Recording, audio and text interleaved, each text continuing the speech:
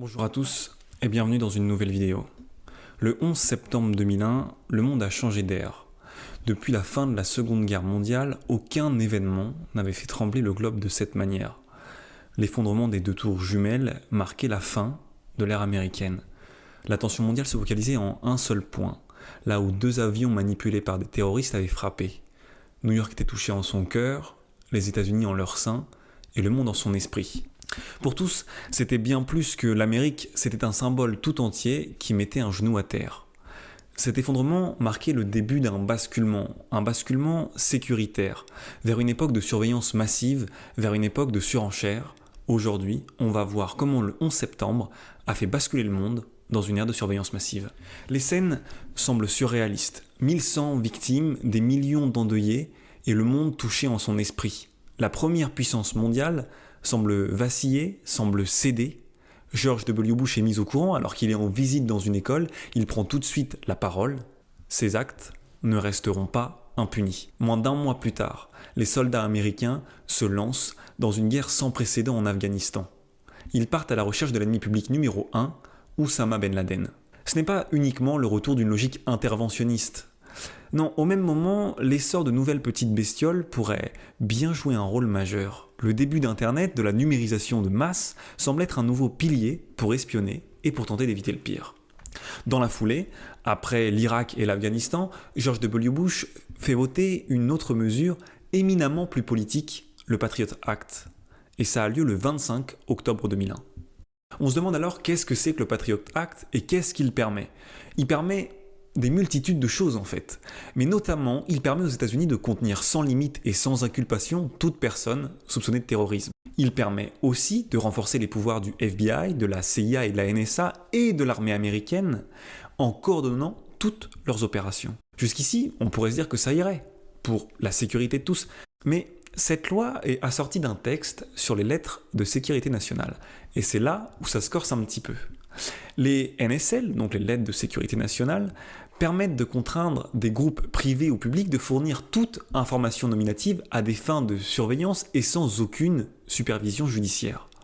En d'autres termes, le FBI a tous les droits avec les données personnelles que vous avez vous-même transmises. Cette loi, qui ne devait durer que 4 ans, en 2001, a été renouvelée jusqu'en 2006 et le 7 mars de la même année, la Chambre des représentants a définitivement adopté les mesures antiterroristes du Patriot Act.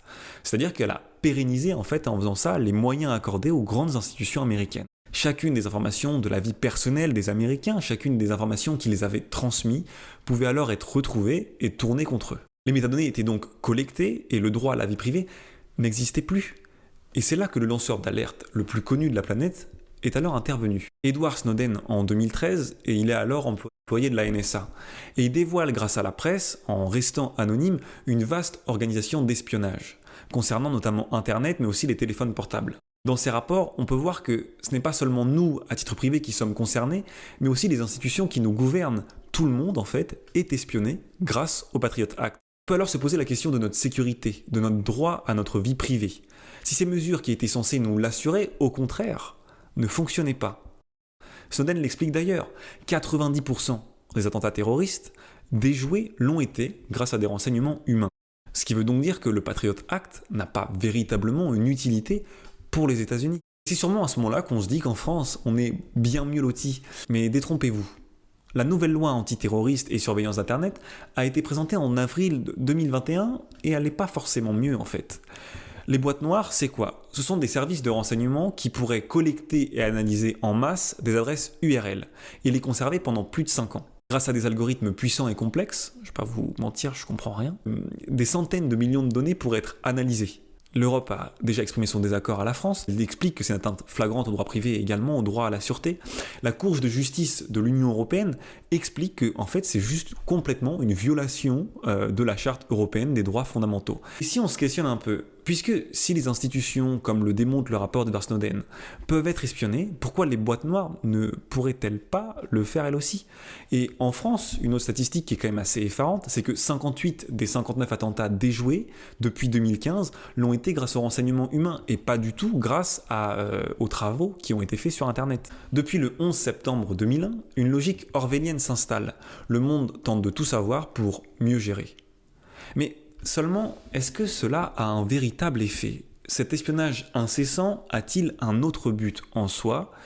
Et ne pourrait-il pas servir à autre chose, comme à nous faire voter pour un candidat à la prochaine présidentielle? Merci à tous d'avoir suivi cette première vidéo, j'espère qu'elle vous aura plu. Comme vous voyez, c'est un début, c'est un format que j'aimerais travailler encore.